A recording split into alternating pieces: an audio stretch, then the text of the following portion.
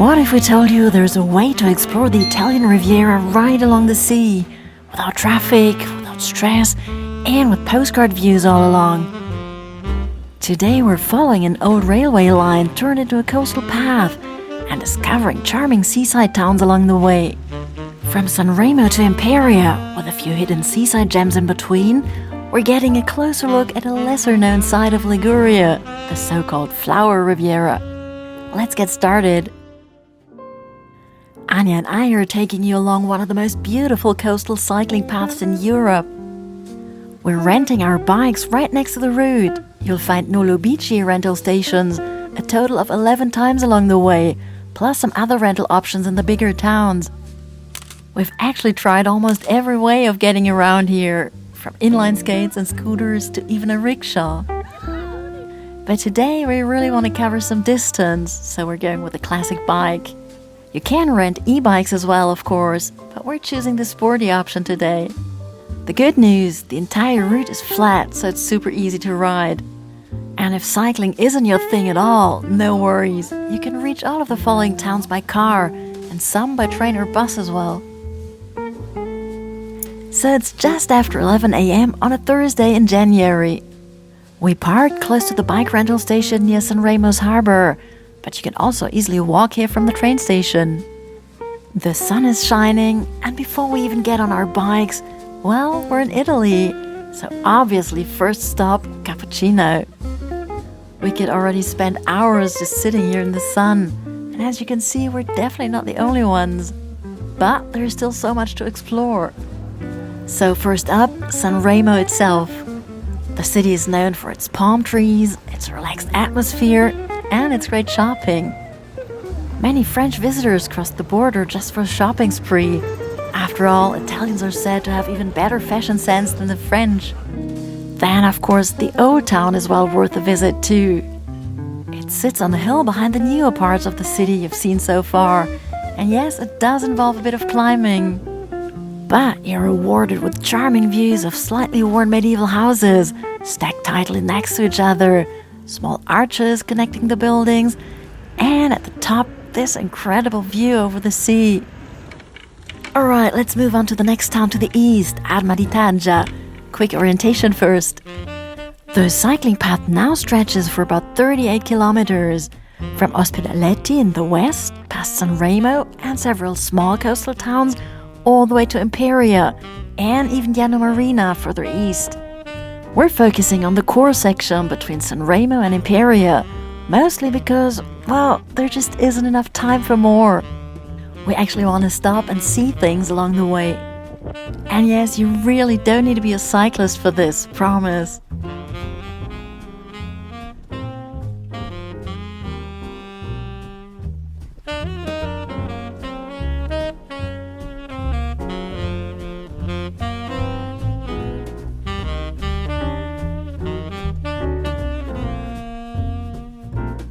One thing that constantly reminds you that you're riding along a former railway line are the tunnels you pass through again and again.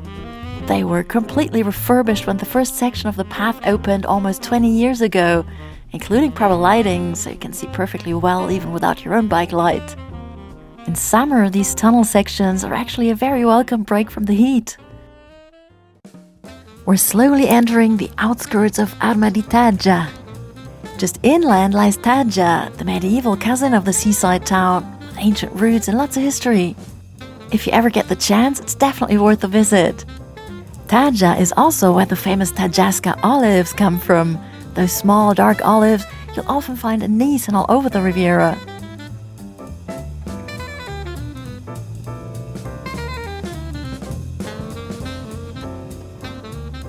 But today we're staying by the sea in Arma di Taggia itself. Here and there, you still spot little relics from more glamorous times. But once we're actually in town, we're a bit surprised. Arma di Taggia is relatively modern and, to be honest, not particularly charming.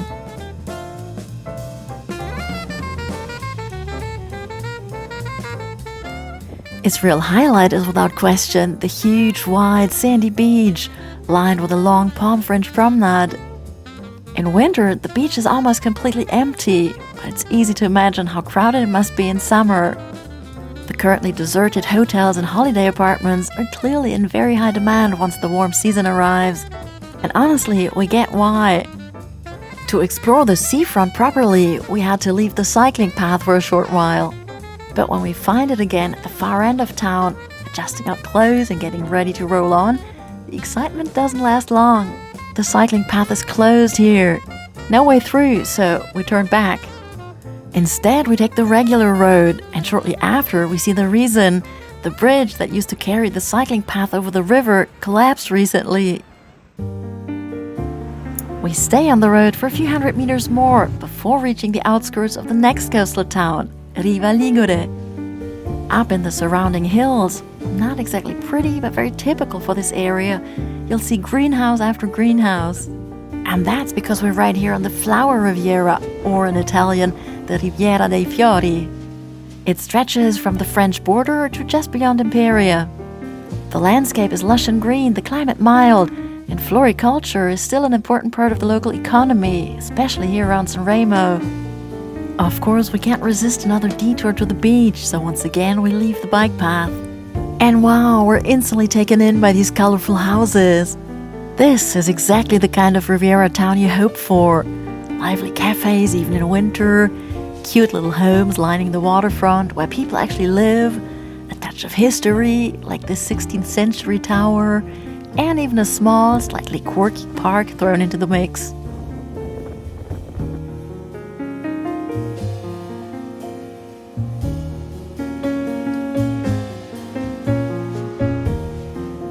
At this time of year, it really feels like we're blending in with the locals, just soaking up that laid-back, everyday Riviera vibe.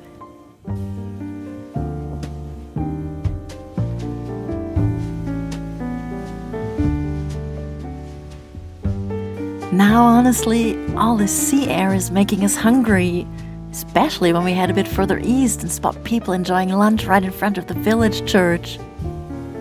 This is the old heart of this town, and we're genuinely happy we stopped here. Neither of us had ever been here before, and it almost feels like a hidden gem. Bottom line, this detour is absolutely worth it. Okay, now it's officially time for food. We've picked Santo Stefano al Mare for our lunch break, mainly because it sits almost exactly halfway along our route and blends seamlessly into Riva Ligure. But by now it's already past 1:30 and we have a brief moment of panic. Will we even find anything to eat at this hour? So first step, find a restaurant. Luckily the town looks absolutely adorable, and even better, we spot a whole row of places. In the very first one, Anya works her magic and manages to convince them to serve us, even though most guests are already done eating. Whew. While she orders something tasty, I sneak off for a quick look at the beach right in the center of town. Same scene as before, a wide, beautiful sandy beach, completely empty except for two lovebirds enjoying the winter sun. Back at the restaurant, our drinks are already waiting. Perfect timing. That first sip is very well deserved.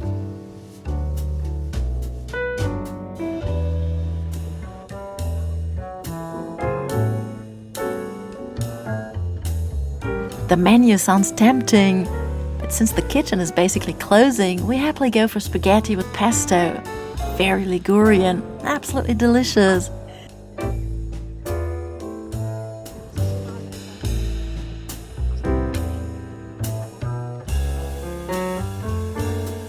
And of course, I can never skip dessert. Lemon tart, fresh from the oven. Just as we should probably get going again, someone makes us burst out laughing. This is classic Italy.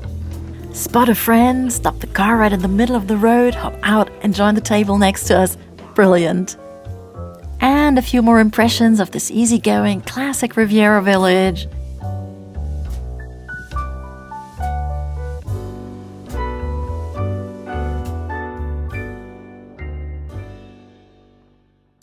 Before we continue towards our next stop. Instead of jumping straight back onto the bike path, we stay on the coastal road for a bit.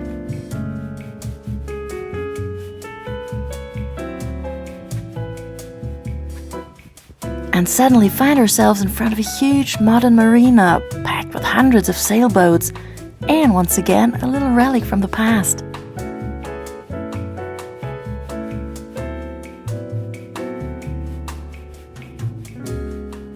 The sheer size of this quiet harbor is impressive, but unfortunately there's no way through here. So we turn around, finally rejoin the bike path and roll straight towards our next destination, San Lorenzo al Mare. The sun is already dropping noticeably by now. Definitely time to pull our jackets back on. By the way, along the bike path you'll keep spotting cafes and little places to stop, especially around the bike rental stations. Perfect for a spontaneous break. And just like that, we roll into San Lorenzo al Mare. At first glance, it feels like a fairly modern little town, but then you notice the old church right by the sea. But first things first, the water. We're immediately drawn back to the beach, where we stumble upon a sweet little spot for a short pause. Just around the corner, there's a small harbor, completely deserted at this time of year, just like the surrounding holiday apartments. We follow the coastline back west for a bit, cross the river, and suddenly find this lovely village center, guarded by a rather impressive but very harmless dog.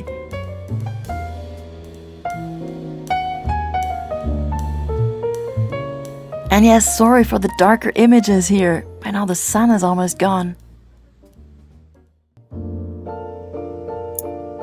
Back on the eastern edge of San Lorenzo, we finally catch sight of Imperia. More precisely, its historic heart, Porto Maurizio, perched on a hill high above the sea. Unfortunately, this is where we have to turn around today. The bike rental closes in about an hour. But we definitely didn't want to leave you without at least a few impressions of Imperia. So here's a little glimpse from our visit last summer. Imperia is one of those places that surprises you, not least because it's actually made up of two very different towns.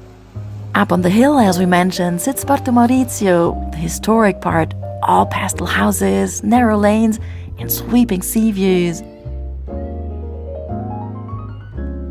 Further to the east, you'll find Oneglia, more modern, more lively, with arcaded streets, shops and cafes buzzing with everyday Italian life.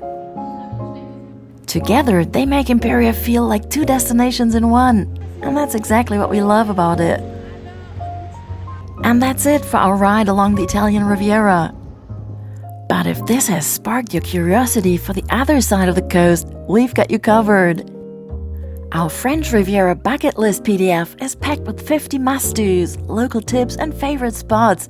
You'll find it on riviera-go.com.